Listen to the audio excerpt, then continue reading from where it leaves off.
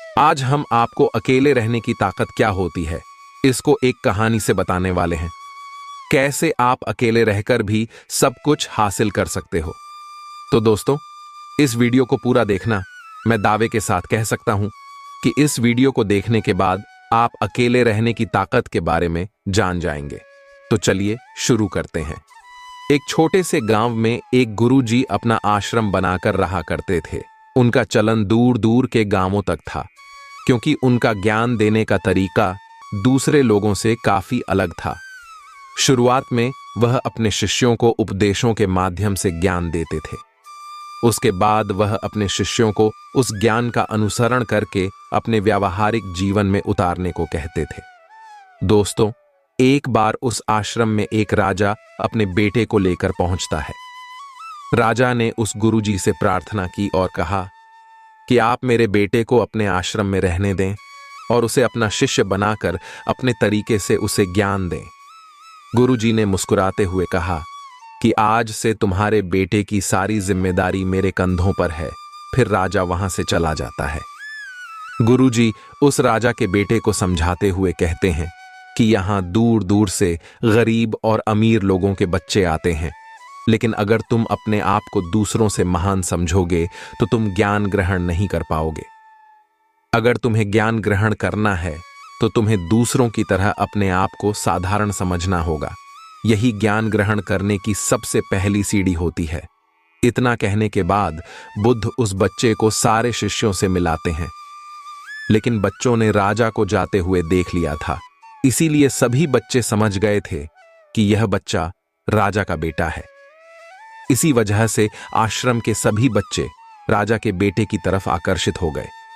जब गुरुजी राजा के बेटे को लेकर टहल रहे थे तो राजा का बेटा अचानक फूट फूट कर रो होने लगा, क्योंकि अभी वह सिर्फ 12 वर्ष का था और 12 वर्ष की आयु में उसके पिता उसे अपने से दूर करके चले गए थे। यह सदमा वह बच्चा सहन नहीं कर पा रहा था। वह नहीं समझ पा रहा था कि उसके पिता उसकी भलाई के लिए उसे उस गुरुजी के पास छोड़कर गए हैं। उसे रोते हुए देखकर गुरुजी ने कहा कि बेटा, मैं तुम्हें चुप नहीं कराऊंगा। हो सकता है कि आज मैं तुम्हारे आंसू पोंछ दूं, लेकिन कल तुम फिर अपने आप को अकेला पाओगे। याद रखना, जीवन में इंसान अकेले ही आता है और अकेला ही जाता है। जितनी जल्दी जो इंसान इस बात को समझ लेता है, उतनी जल्दी वह इंसान आत्मज्ञान के रास्ते पर निकल जाता है। गुरुजी ने अपनी बात आगे बढ़ाते हुए कहा कि जो इंसान अकेला रहना सीख लेता है वही खुद से प्यार कर पाता है, और जो खुद से प्यार करना जानता है वह किसी के भी जाने का अफसोस नहीं करता, क्योंकि वह खुद से ही प्यार करता है। फिर गुरुजी उस लड़के से कहते हैं, धीरे धीरे तुम आश्रम के महल में ढल जाओगे। शुरुआत में तुम्हें समस्या आ सकती है, लेकिन कुछ दिन बाद तुम्हें यही जगह बहुत अच्छी लगने लगेगी। इतना कहते ही फिर गुरुजी उस शिष्य को अपने साथ लेकर आश्रम में वापस लौट आए।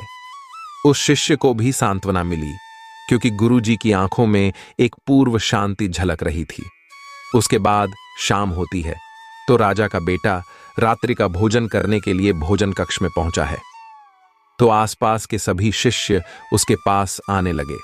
उन सभी को पता था कि यह राजा का बेटा है, और अगर हम इससे दोस्ती कर लेते हैं तो उससे हमारा बहुत फायदा होने वाला है। यही सोचकर आश्रम के ज्यादातर शिष्यों ने उसे घेर लिया था। बस कुछ बच्चे जो अकेले रहने का महत्व समझते थे, जो दिखावे में विश्वास नहीं करते थे, वह उस सम्राट के बेटे के पास जाने की बजाय अपना पूरा ध्यान खाने पर लगा रहे थे और एकांत में बैठकर अपना भोजन कर रहे थे। कुछ दिनों के बाद राजा के बेटे को आश्रम के ज्यादातर बच्चों के साथ दोस्ती हो गई। अब वह आश्रम में उन बच्चों के साथ घूमता और उन्हीं के साथ अपना ज्यादातर समय बिताता। आखिरकार वह राजा का बेटा था, सुख सुविधाओं में पला हुआ था। महल में उसके आसपास बहुत से दास और दासियां होते थे। आश्रम में आसपास अपने मित्रों से घिरे होना, वही दिनचर्या उसने इस आश्रम में भी अपना ली थी। ऐसा नहीं था कि गुरुजी को यह सब पता नहीं था, पर गुरुजी उसे अलग तरीके से ज्ञान देना चाहते थे। गुरुजी एक दिन उस शिष्य को अपने साथ साथ एक ऊंची चोटी पर ले गए। चोटी पर पहुंचकर गुरुजी ने उस शिष्य से कहा कि अब तुम्हारा ज्ञान पूरा हो चुका है। बस एक आखिरी रात तुम्हें यहां पर बितानी होगी। उसके बाद अगले दिन शाम को मैं तुम्हारे राज्य महल में तुमको पहुंचा दूंगा। वह बच्चा यह बात सुनकर बहुत खुश हो गया कि अब मैं वापस अपने राजमहल चला जाऊंगा। फिर से मेरे दास और दासियां मेरे पास होंगी। उस शिष्य ने गुरुजी से पूछा कि मुझे आज रात आप यहां छोटी पर रहने को क्यों कह रहे हैं? आखिर मुझे कौन सा आखिरी ज्ञान यहां से मिलेगा? गुरुजी ने मुस्कुराते हुए कहा कि यहां चट्टान के पीछे तुम्हें छिपकर बैठना होगा। यहां पर रोज रात को एक बाज आता है। तुम्हें उस बाज को बहुत गौर से देखना है। उसकी हर गतिविधि को अच्छे से देखना है और उस बाज को देखने के बाद अगले दिन अगर तुम उस बाज की खूबियां मुझे बता पाए तो मैं तुम्हें तुम्हारे राज्य महल वापस भिजवा दूंगा। और हां, सुबह आने से पहले एक बात पर और ध्यान देना है। एक चरवाहा यहां पर अपनी बकरियों को चराने के लिए आता है। उन भेड़ बकरियों को भी अच्छे से देखना और उनकी गतिविधियों पर ध्यान देना। इतना कहकर गुरुजी वहां से चले जाते हैं। फिर काफी वक्त बीतने के बाद आधी रात में एक बाज अपने बच्चों के साथ वहां आया। बाज अपनी गतिविधि करने लगा। राजा के बेटे ने पूरी रात बाज की गतिविधियों को ध्यानपूर्वक देखा। फिर सुबह होने के बाद जब चरवाहा अपनी भेड़ बकरियों को लेकर आया तो उसने एक अभूतपूर्व दृश्य देखा। उसने देखा कि बाज एक बकरी के बच्चे को अपने पंजों से उठाकर आसमान में चला गया। उसने उस बकरी के बच्चे का शिकार कर लिया था। वह सारा दृश्य देखकर राजा का बेटा गुरुजी के पास आश्रम पहुंच गया। इससे पहले गुरुजी उससे कुछ पूछते, वह बच्चा कहता है, गुरुजी, आप सारे आश्रम के बच्चों को यहां बुलवा लीजिए। गुरुजी ने सारे बच्चों को बुला लिया। गुरुजी कहते हैं कि बताओ वत्स, क्या बात है? फिर वह राजा का बेटा अपनी बात कहता है कि मैंने अपने जीवन में बहुत सारे पक्षी को देखा है, लेकिन बाज उन सभी पक्षियों में से अलग और अद्भुत पक्षी हैं। उदाहरण के लिए एक तोता तो बहुत बोलता है, लेकिन वह कभी आसमान की ऊंचाइयों को छू नहीं सकता। ठीक वैसे ही एक बाज जो हमेशा शांत रहता है, वह आसमान की ऊंचाइयों को भी छू सकता है। एक बाज जब अपना शिकार निश्चित कर लेता है तो वह उसी पर नजरें टिकाए रखता है। चाहे बाज कितनी भी ऊंचाई पर हो, चाहे कितना भी तूफान आ जाए, फिर भी उसकी नजरें अपने लक्ष्य पर रहती हैं। आज सुबह जिस बाज को मैंने देखा वह हर बकरी को अपना शिकार नहीं बनाता, बल्कि उस बकरी के बच्चे का शिकार करता जिस पर उसकी नजर थी। इस बाज की तरह ही हमें भी अपना ध्यान एक ही लक्ष्य पर स्थिर रखना चाहिए। चाहे कितनी भी रुकावटें क्यों ना आए, हमें एक ही लक्ष्य पर अपना ध्यान केंद्रित करना चाहिए। दोस्तों, दूसरी बात मैंने यह सीखी है कि बाज दूसरे पक्षी की तरह झुंड में नहीं रहता है। वह आकाश में हमेशा अकेला ही रहता है। इसे हमें यही सीख लेनी चाहिए कि छोटे सोच वाले लोगों के साथ कभी नहीं रहना चाहिए। आखिरकार हम भी वैसा ही बन जाते हैं। इसलिए महान लोगों के साथ रहो या अकेले रहो, क्योंकि जब हम अकेले रहते हैं तो अपनी ताकत और कमजोरियों को अच्छे से जान पाते हैं। हम अपनी कमजोरी को जानकर उसे दूर कर सकते हैं और अपनी ताकत को जानकर उसका सही से उपयोग कर सकते हैं। लेकिन यह तभी संभव होगा जब हम अकेले रहना सीखेंगे। दोस्तों, तीसरी बात, हमें यह सीख लेना चाहिए कि बाज हमेशा अपनी सीमाओं से ऊपर रहता है। जब तूफान आता है तो हर एक पक्षी अपने घोंसले की ओर भागता है, लेकिन बाज ही एक ऐसा पक्षी है जो अपनी सीमाओं को पार करके तूफान से लड़कर बादलों के ऊपर चला जाता है। वह तब तक ऊपर उड़ता रहता है जब तक कि तूफान शांत ना हो जाए। बाज अपनी सीमाओं को इसलिए हटा पाता है क्योंकि वह समस्याओं के आने पर घबराता नहीं है, बल्कि उसे एक सकारात्मक नजरिए से उसका सामना करता है। इसी तरह हमारे जीवन में कितनी भी रुकावटें क्यों ना आ जाएं, हमें उसका सामना करना चाहिए, ना कि डर कर भागना चाहिए। चौथी बात है, हमें यह सीखना चाहिए कि बाज अपने घोंसले में घास के कोमल तिनके नहीं रखते। जो तिनके कोमल हो जाते हैं वह उन्हें निकाल कर फेंक देते हैं। उसी तरह चाहे आपको कितनी भी आरामदायक जिंदगी क्यों ना मिली हो, उससे ऊपर उठकर आलस्य को दूर करके जीवन में मेहनत करते रहना चाहिए।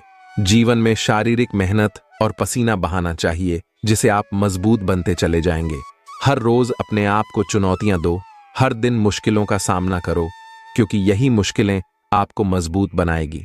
आपने जंगल में लोमर्डो को झुंड में शिकार करते हुए देखा होगा, लेकिन एक बाज हमेशा अकेला ही शिकार करता है। जानता है कि झुंड में रहना हौसला तो देता है, लेकिन साहस छीन जाता है।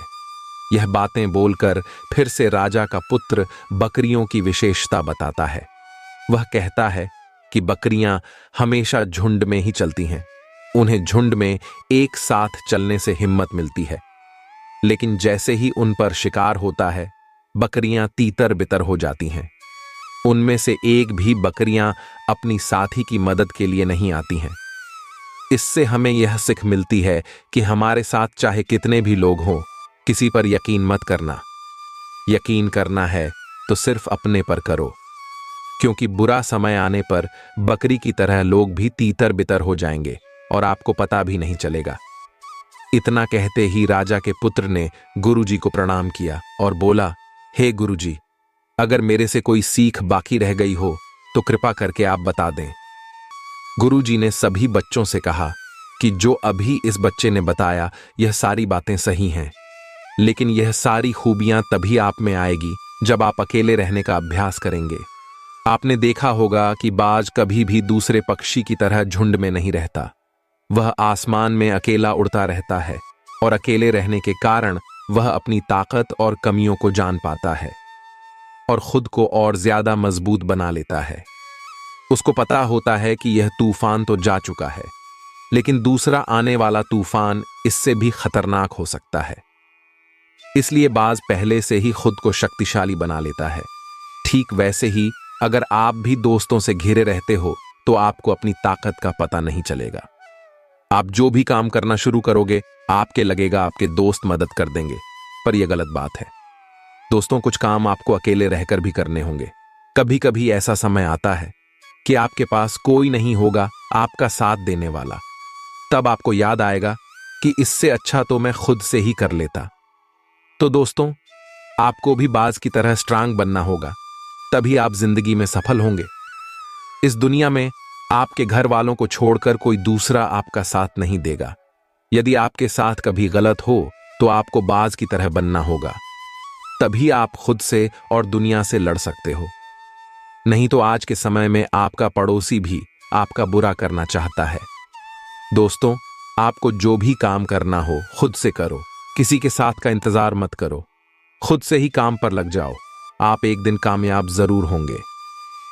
इतना कहकर गुरुजी ने अपनी बात खत्म करते हुए कहते हैं कि मैं आज रात इस राजा के बेटे को इसके राजमहल में वापस पहुंचा दूंगा, क्योंकि इसकी सीख यहीं पर खत्म होती है।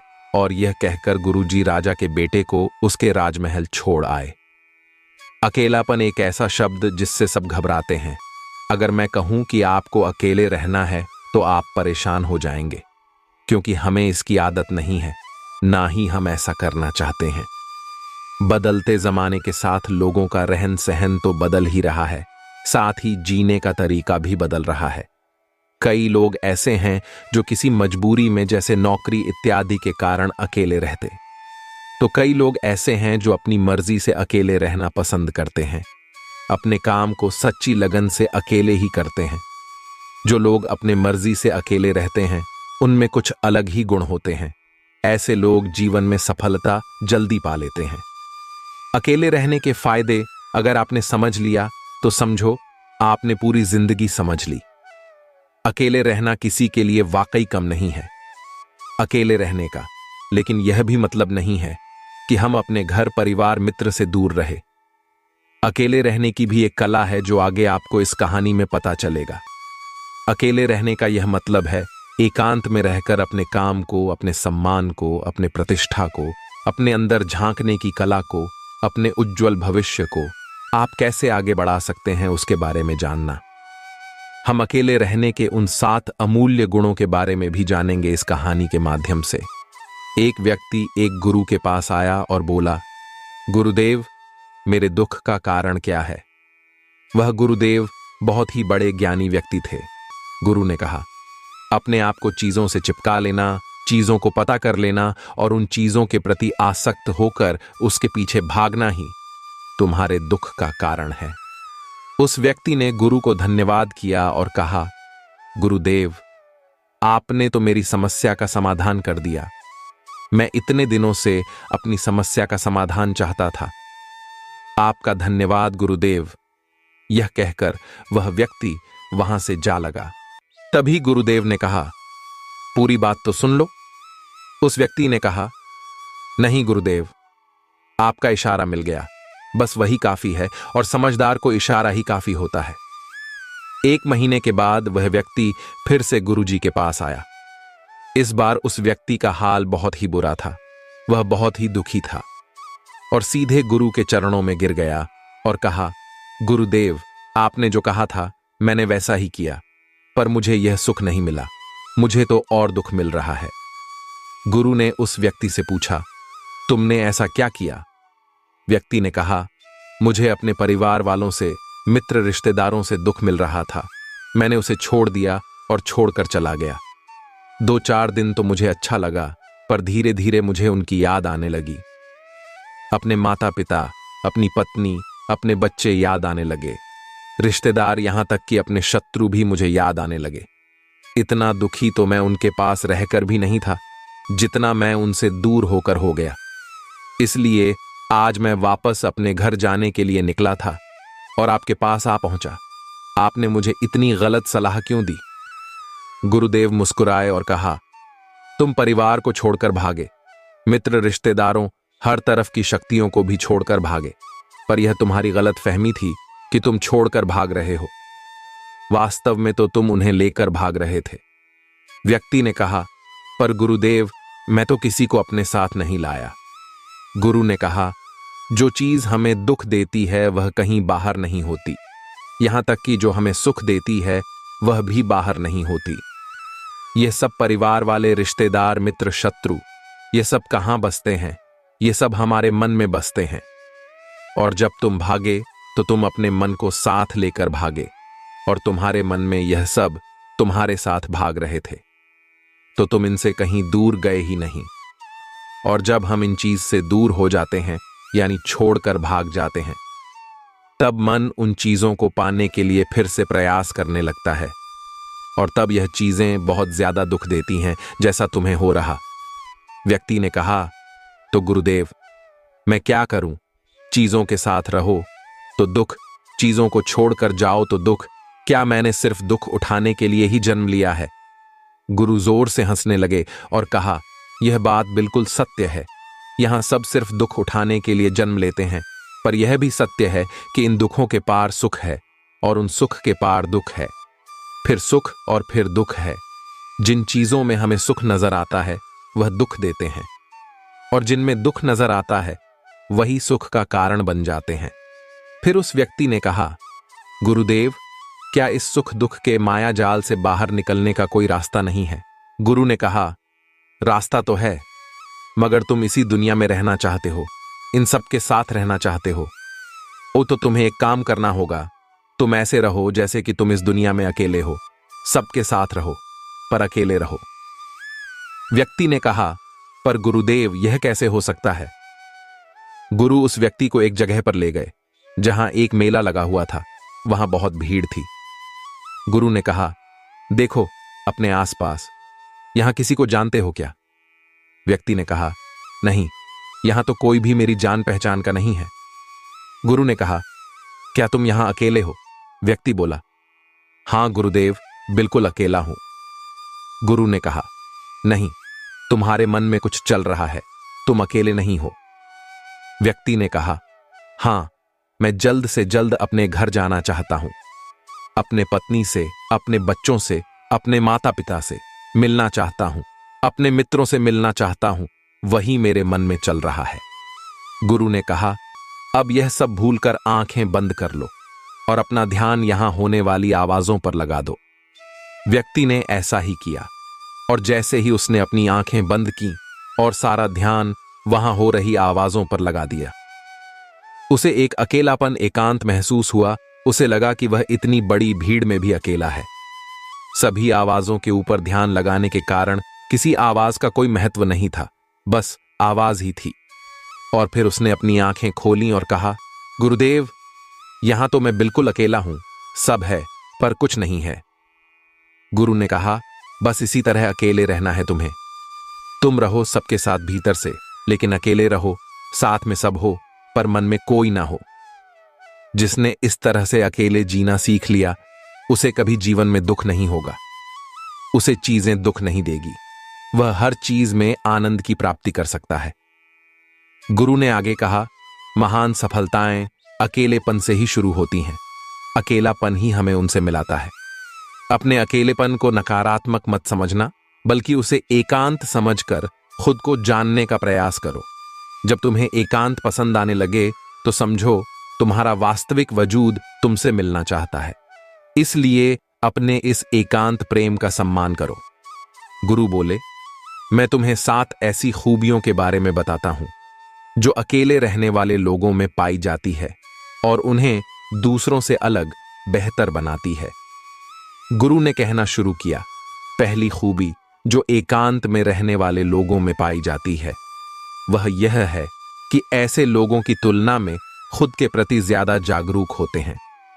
वह खुद के भाव और आचरण के बारे में ज्यादा गहराई से जानते हैं।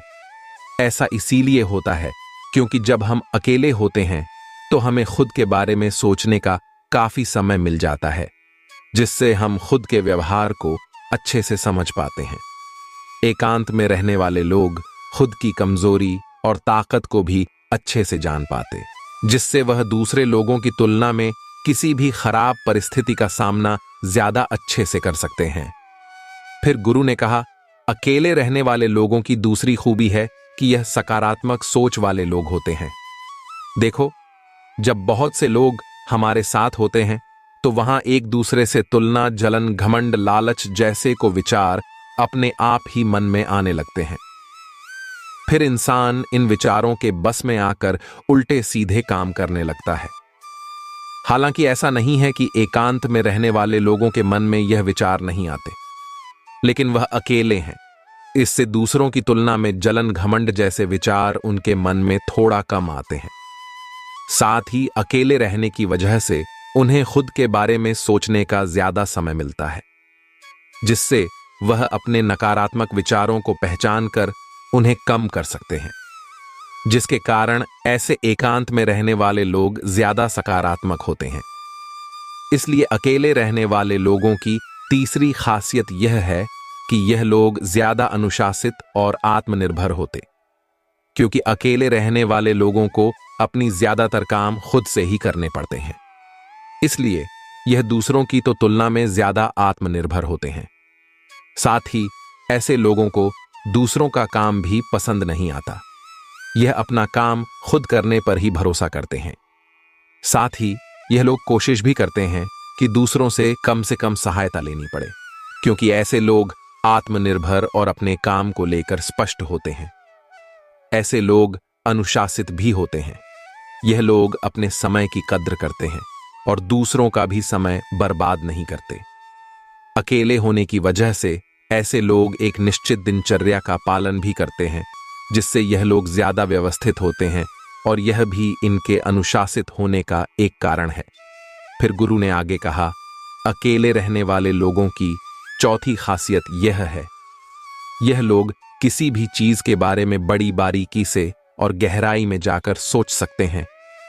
अकेले रहने वाले लोगों की यह सबसे बड़ी खासियत होती, इसलिए जितने भी लेखक, कवि और बड़े बड़े कहानियों के रचिता हैं, उन सभी को एकांत में रहना पसंद था, क्योंकि जब कोई व्यक्ति एकांत में होता है तो अपने अंदर की आवाज सुन पाता है।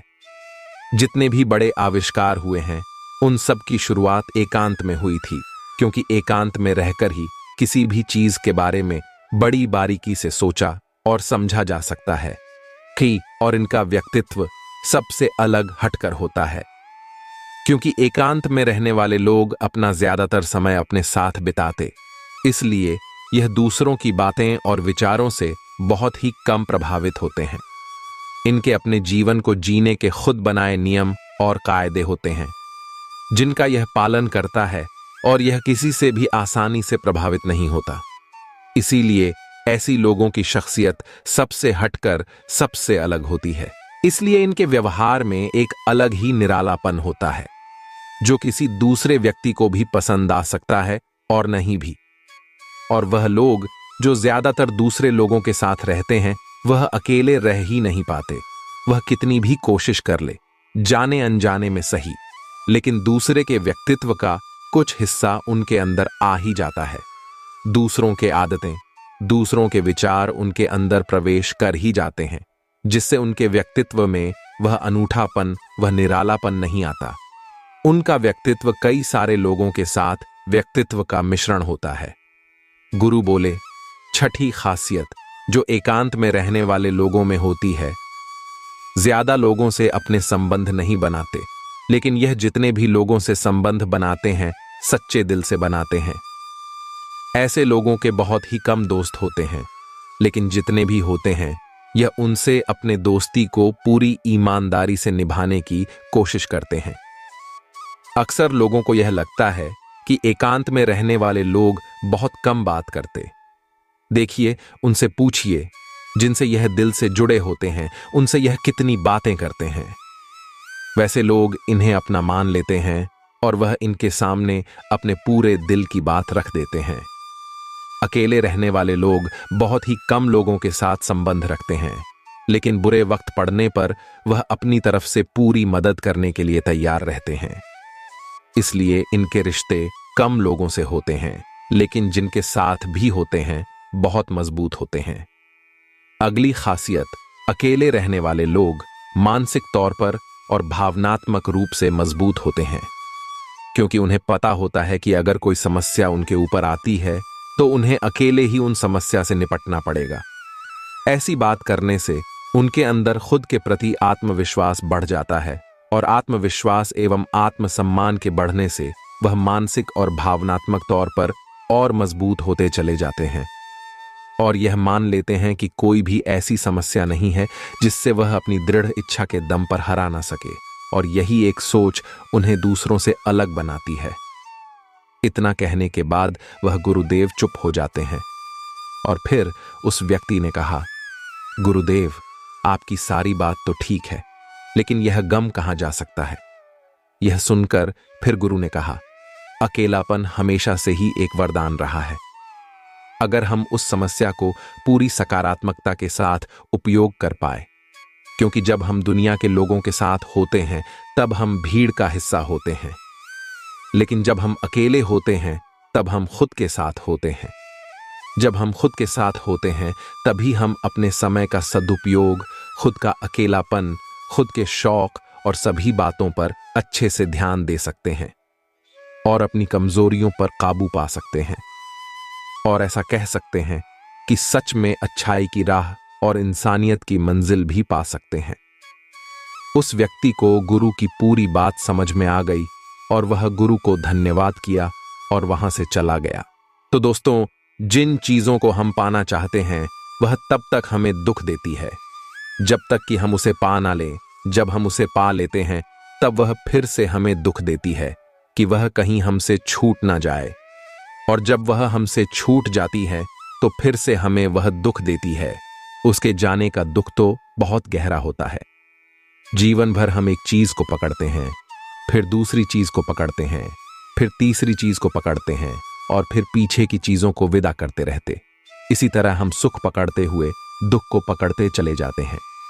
पर जिस व्यक्ति ने अकेले रहना सीख लिया, वह परिवार में, समाज में सब कुछ करते हुए आनंद की प्राप्ति करते हैं। सारे कार्यों को पूरा करते हुए सुख से जीता है और आनंद से जीता है। दोस्तों, गरीबी एक बहुत ही मुश्किल और दुखद चीज है। गरीबी में इंसान को बहुत कुछ महसूस होता है। उसकी भावनाएं बहुत उदासी और दर्द से भरी होती हैं। वह अपने आप को बहुत ही लाचार महसूस करता है। कई बार वह महसूस करता है कि वह कुछ नहीं कर सकता। उसकी लाइफ में कई समस्याएं होती हैं। गरीबी में रहने वाला व्यक्ति बहुत सीमाओं में फंसा होता है। कई बार गरीब इंसान अपने परिवार को 2 वक्त का खाना खिलाने के लिए भी मुश्किलों का सामना करता है। उसके भाग्य में जो भी खुशियां हों, लेकिन उसे वह खुशियां आसानी से नहीं मिलती। मानो कोई अनकहा नियम हो या कोई कुदरत की ताकत हो जो उसके पास पैसा आने से रोक रही हो, या कोई ऐसी बात है जो कि वह इंसान गलत कर रहा हो। वह अपने सपनों को पूरा करने में भी हारा हुआ महसूस करता है। लेकिन दुनिया की माने तो हमें हमेशा आशा रखनी चाहिए कि कुछ अच्छा होगा, क्योंकि कहते हैं ना, जब रास्ता मुश्किल होता है तो आपका धीरज और आपकी कड़ी मेहनत ही आपकी सबसे बड़ी ताकत होती है।